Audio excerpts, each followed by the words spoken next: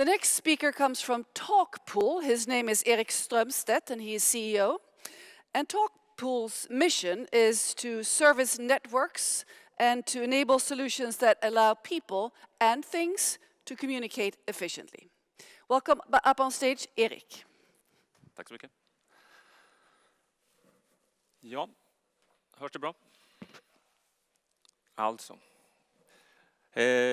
Jag heter Erik Strömstedt, representerar Talkpool och hoppas få några slides snart som jag kan hänga upp min presentation på.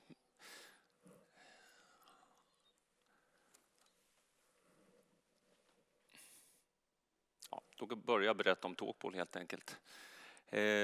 Som nämndes här i början så är Talkpool också ett teknikföretag naturligtvis som jobbar med digitala lösningar för kommunikation, internetkommunikation för människor och saker. Vi har varit i kommunikationsbranschen i 20 år och byggt och utvecklat nät och lösningar för kommunikation inom telekom sedan år 2000 ungefär. Och kan vi få nästa slide eller nästa slide till och med? Den ja, perfekt. Tack så mycket. Precis. Och sen 6 år tillbaka så utvecklar vi också egna lösningar för Internet of Things. Och vi har nu fokuserat på smart buildings inom Internet of Things och också inom Network Services har vi nu fokuserat på att försöka utveckla lösningar som också är baserade på IoT för att göra de här Network Services som vi också som sagt har levererat under många år smartare också. Det här är då 2 bilder på en typisk, som vad vi kallar för en site, en telekom-site med basstationer och radioutrustning för att kommunicera för ett mobilnät. Och till höger en byggnad då som vi utrustar med all typ av teknik för att göra den smartare som vi säger. Jag återkommer lite grann till exakt vad vi gör. Firman har funnits som sagt i 20 år och sen 2016 shall I do it in English? Sorry. Do you prefer English? Sorry. Let's switch to English. Sorry about that. We've been on the market for 20 years. Now we've been listed on Nasdaq First North since 2016. And we have today a valuation of around 10 million euros. We've had a growth story. We communicated this as we did our IPO that we would grow through acquisitions. We acquired 3 companies and we grew from around 9 million euros in 2014 to 20 million last year. And the number of employees is today a bit over 1,000 employees. So we went from 200 up to a bit more than 1,000. Okay, next slide please. Yeah, this is an overview of existing customers that we were working with. As you can see, a lot of prominent customers in the network services area, telecom customers, operators, equipment vendors like Ericsson and Nokia, but also increasingly a number of real estate companies and also construction companies. Still most of them here in the Nordic countries, but also step by step moving out in the rest of the world. We're established in on all continents and all geographical regions. We have our headquarters in Switzerland, and we have had 10 to 12 daughter companies around the world in most regions, as I said, primarily Europe, Middle East and Middle America. So this is, I will not go into details about those customers, but we're pretty proud of this collection and this reference list of happy customers. Okay, thanks. So then I take control now. This is our business strategy. As I said, we've been developing and realizing solutions for networks or for communication, mostly in telecoms for many years. So this is basically our base, and this is also so what we call the Grand Master Plan that we communicated when we did our IPO, that we will in 3 steps go from a network services company and grow to now as we call it, a smart buildings company. And we're already in the second stage where we have, as I said, acquired a number of network services companies.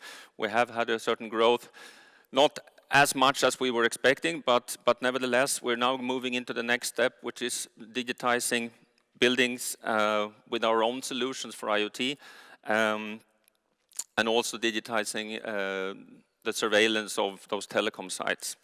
And we're also now looking at acquiring IoT companies. Until now, it was only network services companies. The next step is to look for complementing good IoT companies that fits well into our portfolio. And the ultimate step is to offer those solutions as a service to our customers. I will come back to how we will do that. So we have two business units now. Smart networks on one hand, which is the legacy business, smart buildings, which is the newer, but already, as I said, 5-6 years in that market as well. And they are both now fueled by this IoT technology, the IoT platform that we have. So we, of course, we also still deliver design and realization of networks, mobile networks of all kinds. But we're focusing more and more on delivering this in a smart way and doing managed services based on those IoT solutions. So what we're doing, we're monitoring and serving those cell sites, as I saw before. But we can also now, we can predict what's going to happen, and we can do this smarter and more efficient. And we will also use artificial intelligence to our help. And ultimately, we can also support our customers with data mining and draw clever conclusions about what's happening in their network out there. In the smart buildings, I will show you later, but we offer all kinds of solutions. Individual metering of power and water is one of them, to control the consumption of power and water, but also, of course, to improve the climate and the indoor environment. And as a next step, we will digitize the whole building with all kinds of services for the tenants, but primarily for the owners of the building. So in the area of smart buildings, it's about digitizing the building. We're doing it from the bottom up, so to say, in the sense that we're controlling the building as such now. We have our own solutions. I don't know if you've seen it, but we have our own developed sensors. We have our own platform now. So we have end-to-end solutions that we offer, partly with third-party products involved, of course, but also with a lot of own products. We do this kind of sub-metering of power and water already, mainly for commercial buildings, but also for residential buildings. And this is, as I said, about controlling the energy consumption, but also to creating a more productive and a better indoor environment. And now with Corona, I mean, healthy environments is more important than ever, right? We also help the building owners to certify the buildings. There are all kinds of green certification of buildings, and we're part of that process to make sure that they control the consumption of power and energy in the buildings. A part of that is controlling the HVAC, stands for heating and ventilation and air conditioning systems. So we make them smart in the sense that in a building where people are not, we measure the carbon dioxide in a room like this, for example. And if the carbon dioxide goes up in the room, that means that there's people in the room, and that activates the ventilation system. And if there are no people in the room, the ventilation goes down, heating as well, and the system learns with AI, learns after a while how the behavior in the building is, and that way we can optimize the use of power, and we also optimize the air quality in the room, so it's not getting stuffy in the room. We make sure to flush the room with fresh air for viruses on, of course, as well, but more for the productivity and for the well-being of the people in the building. We also have sensors measuring humidity, leakages, and that is primarily to prevent bigger damages. There's a big cost for many building owners, and even if you have your own house, you know what happens if you have a leakage in your bathroom, and we have solutions to prevent that. Next steps in those buildings, as you see here, not only to measure power and so on, but also to offer access alarms, all kinds of other alarms, and fire, for example, burglar alarms. A natural next step would also be to get an even more power efficient solution is, of course, to connect solar panels to this. This is something we're doing for the cellular sites as well. And in the end, we have this platform already. We have an app that we will offer to the building owners, but also to the tenants. But we're primarily a business-to-business company. We're not offering solutions for smart homes, but for smart buildings. And as you see here, you can save a lot of energy with those solutions. Water consumption, if you measure individually how much a tenant uses, that will control the use of water and electricity significantly. And also those air quality solutions are saving a lot of energy for the building owners. In network services then, of course, as I said, we're building those networks for our customers, network operators, also the network vendors. But step by step, we're making this smarter as well. Oops. There are new technologies coming out now. I mean, on the user side, mobile internet has been hot for many years, but if you look at the infrastructure side, there has been a price pressure of many years, and we have our Chinese friends to thank for that. Huawei and ZTE and their likes, they've went into this business a number of years ago and subsidized by the Chinese governments. They were basically giving away their equipment and their services, so the prices went like this, and everyone in the market suffered from that. Now, as you know, in some countries they are even locked out, and their dominance in the market is much lower now.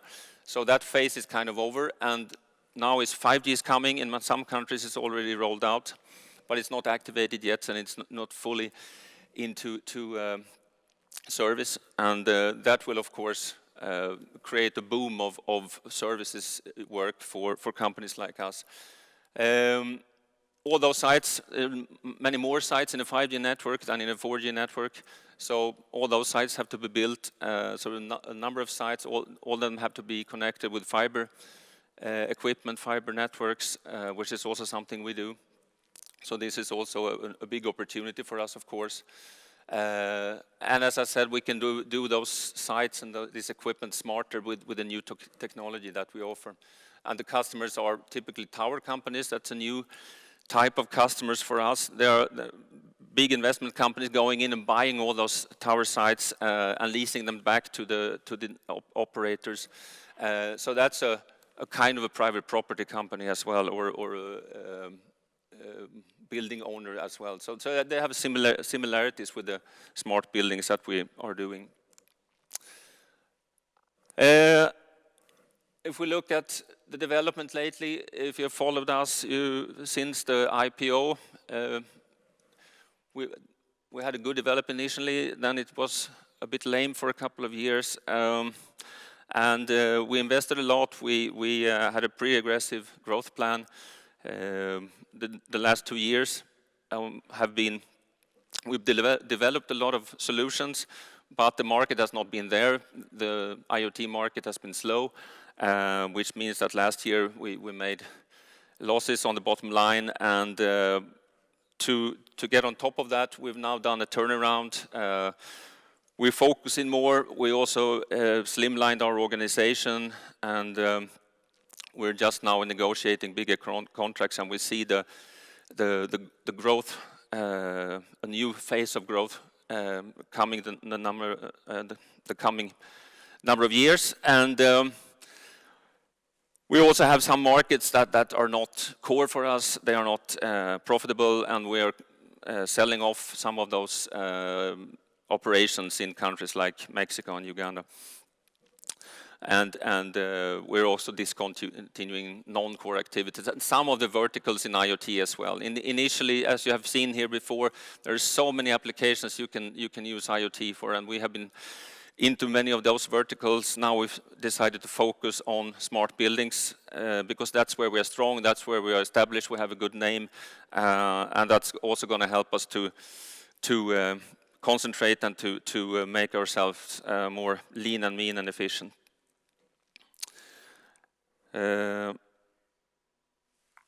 Yes. So, why would you invest in Talkpool? Well, green and healthy is of course buzzwords today, but it's true in our case. As I said, we're measuring indoor air quality, we're controlling energy consumption, and in that sense we are really working on a sustainable story. The markets are taking off now, as we see. The digitization is on everyone's lips, of course, but it's also happening now. It's been a lot of talk about it for many years, but especially in the areas we are in, network services, in buildings, we see it coming now. I mean, some of those companies have not been very mature when it comes to technology, but now they realize that they have to catch up, and we already have a lot of test installations with some of the customers you saw before, some of the biggest companies in Sweden and in Europe, and this is picking up now, definitely. And as I said, we've been investing a lot in IoT solutions for many years, and this has come with a cost, of course, but now we can switch to focusing on sales, scaling up, offering this to our customers, and also looking into acquisitions of IoT companies, as we've been planning all the time. The valuation of the company has been a bit lame. You're not supposed to comment your own valuation, but we still think so. From that point of view, we think there is a definite upside, and we also see a new growth phase coming up, as I said. So these are really good reasons to look at Talkpool. As I said, we're listed on the market, so you can buy through the market. But we also need money to do those acquisitions and for our organic growth. So we're planning to offer a 3-year convertible now at a 5% interest rate and a conversion rate at 22 crowns, which is actually the same rate, the same price that we went out to the stock market with 4 years ago. Here you also see how the share price has developed. We went up to 70, and then for a while we were around 30, 40. Now it's been a bit depressed for a year, but we definitely hope for a better trend here. So if you're interested in this, interested in Talkpool, please contact me here on this email address or on the numbers. All the contact information is on our website on internet. So I think that's all I plan to say for now. Thank you, Erik Strömstedt. A question about competition. Yes. Since more and more companies are moving into the property sensor market, what is your take on competition? I mean, for once, we're established on the market already. We have a close relation with those customers like Atrium Ljungberg, as I said, one of the biggest companies in Sweden. So we're already there. We have our relation. We have our solutions installed already. And this is the kind of solutions. We call it Talkpool Inside. We have water meters that we digitized, and our solutions is built into the water meters, which means that on one hand, the water meter suppliers have our technology built into their products that they're selling all over the world. On the other hand, the property owners have our solutions also installed in the buildings already.